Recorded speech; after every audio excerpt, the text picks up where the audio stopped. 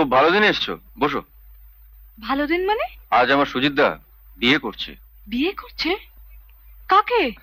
জানি না, আমাকে যেতে বলেছে 4টের সময়, সাক্ষী দিতে হবে। তুমি চলো না, খুব মজা হবে। তুমি না বলেছিলে দিদির সঙ্গে বিয়ে দেবে? আমি তখনই বলেছিলাম খবর নিয়ে দেখো ডুবে ডুবে জল খাচ্ছে কিনা। সত্যি আমি অবাক হয়ে যাচ্ছি, হঠাৎ কাকে বিয়ে করছে। হ্যাঁ সুতবা, এ হচ্ছে আমাদের রঘুদা, সুজিতদার গার্জেন, আর তার সঙ্গে আমারও গার্জেন। কেমন আছো রঘুদা? সুজিতদা কোথায়? চলছে ভাই, ওই ঘরে আছে। ও এসো এসো এসো এসো। সুজিতদা, সুজিতদা। হয় হ্যাঁ,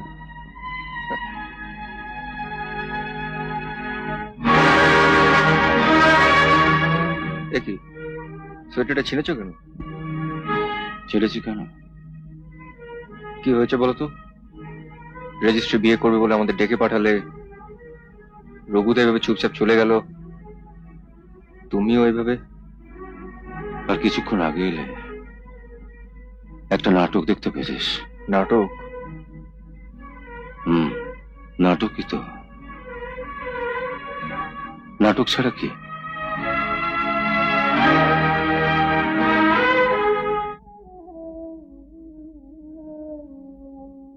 এক মাস ধরে সংসারটাকে নিজের হাতে গুছিয়ে এভাবে যে ভেঙে দেবে আমি ভাবতেও পারিনি।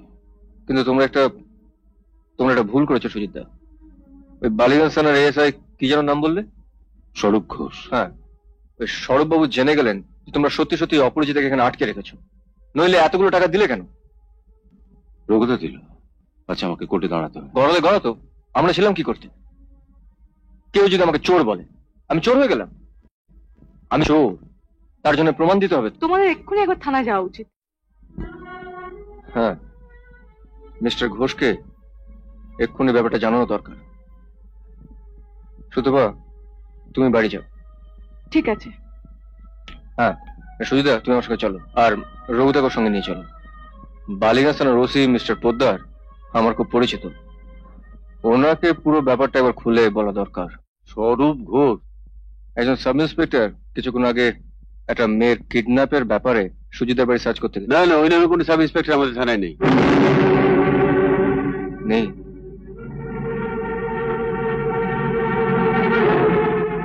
কি ব্যাপার বলুন তো? আরে ঝুনু, কখন এলে? এই তো একটু আগে। মা, দিদি কোথায়? পাশের ঘরে শুয়ে আছে। ও সুতাপা, হ্যাঁ? রুনুকে এখন বিরক্ত করিস না, ওকে একটু শুয়ে থাকতে দে। কেন, কি হয়েছে দিদির? সর্বনাশ হয়ে গেছে। এতদিন বাইরে বাইরে ঘুরে যত টাকা রোজগার করেছিল, ট্রেনে আসতে আসতে সব টাকা খোয়া গেছে। খোয়া গেছে? এখন ঝনুর চিকিৎসা কিভাবে করবে সেই ভেবে কান্নাকাটি করছে। আপনি একটু আগে যোগাযোগ করলেন না? It's a simple case of cheating, একটা সাজানো নাটক। নাটক? হ্যাঁ, এরকম ঘটনা আরো 2 জায়গায় ঘটেছে। ভাস্কর বাবু, আপনি লালবাজারে চিটিং ডিপার্টমেন্টে খোঁজ নিলেই ব্যাপারটা সব জানতে পারবেন। হ্যাঁ, এদের একটা দল আছে, একজন পুলিশ সাজে, একজন বাবা, আর ওই মেয়েটি কখনো অনিতা, কখনো মধুমিতা, এইসব নাম নিয়ে অবস্থাপন্ন ঘরে ছেলেদের প্রেমের বাঁধনে ফেলে। তারপর পুলিশ আসে, ঠিক যেমনটি ঘটেছে আপনাদের ওখানে।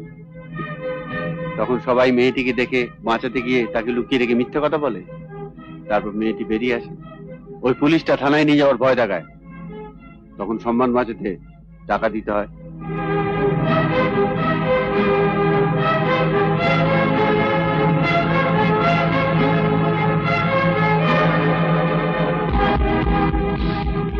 তার মানে অপু আমাদের সঙ্গে প্রথম দিন থেকে নাটক করে গেছে? হ্যাঁ, ওই গলায় দড়ি দিতে যাওয়া, ওটাও একটা নাটক।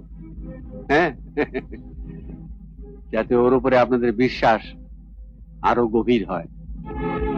ঠিক আছে, ওদের নাটক শেষ হয়েছে, এবার আমার পালা। সুজিতদা, তুমি বাড়ি যাও, আমি একবার লালবাজার চিটিং ডিপার্টমেন্ট থেকে ঘুরে আসছি। তাহলে বৌরানীর শাড়ি আর গয়নাগুলো গেল?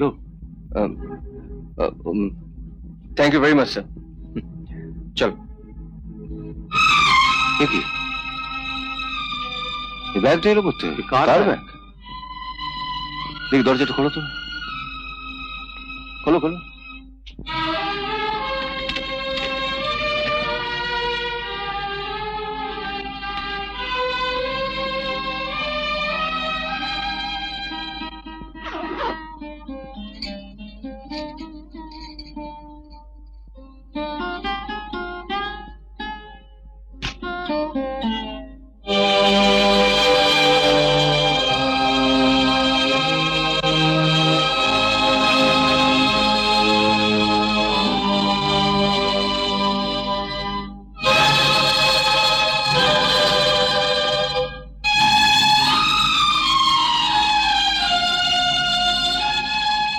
তোমার মার শাড়ি গয়নাগুলো ফেরত দিলাম, তখনই বলেছিলাম এসব আমি পরবো না, এসব পড়ার উপযুক্ত আমি নই। তবু তোমরা আমাকে জোর করে পড়ালে। আমার ভাগে 15,000 টাকা পড়েছিল, ফেরত পাঠালাম। জানো সুচিত্রা, ভগবান নেই, সত্যিই নেই। থাকলে তোমাকে আর রঘুদাকে যখন অমন করে গালমন্দ করছিলাম, তখন আমার জিভটা খসে পড়লো না কেন? তোমাকে আমি সত্যিই ভালোবেসেছিলাম সুচিত্রা, কিন্তু এত বড় কপাল করিনি যে তোমাকে আমি নিজের করে পাবো।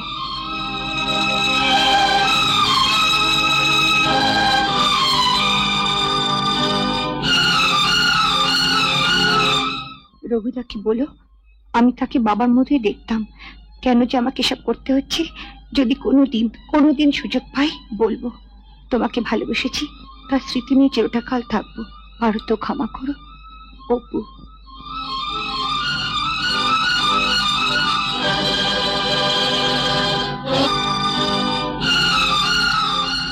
আমি জানতাম দাদা ভাই, এ মেয়ে কখনো খারাপ হতে পারে না। রঘুদা, অপু যেখানেই থাক,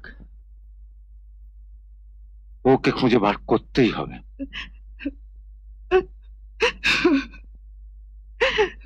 রুনু, রুনু, আমার কাছে আয় মা, আমার কাছে আয়। আয় মা রুনু, আয় আয়, কাছে আয়।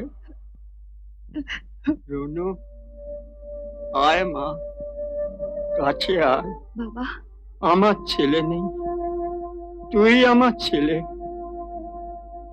আমার যদি কিছু হয়ে যায়, তুই ওদের দেখবি, ঝুনুটার চিকিৎসা করাবি। কথা দে রুনু, কথা দে।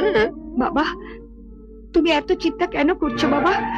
আমি আমি তোমায় কথা দিচ্ছি, আমি বেঁচে থাকলে তোমার সংসারটা বেঁচে থাকবে। আমি আমি নিজের বুকে রক্ত দিয়ে ঝুনুকে সারিয়ে তুলবো বাবা। এবার আমি নিশ্চিন্ত হয়ে মরতে পারবো।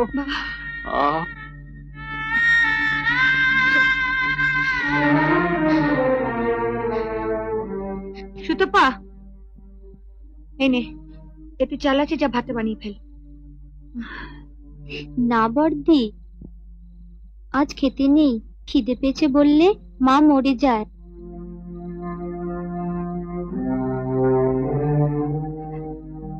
তোকে এই কথাটা মিস্তি বলেছে না রে?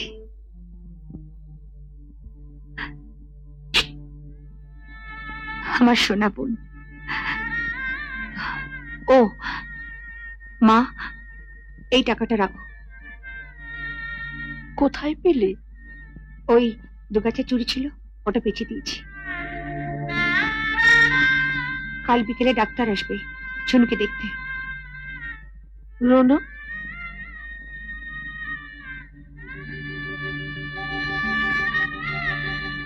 হাতে দুগাছা চুরি ছিল, তাও বিক্রি করে দিলে?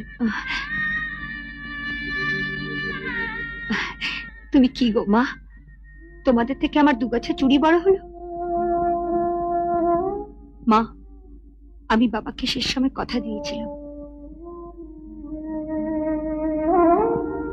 চুরি তো দূরের কথা, যদি দরকার পড়ে তবে নিজেকে বিক্রি করে আমি আমার কথা রাখবো।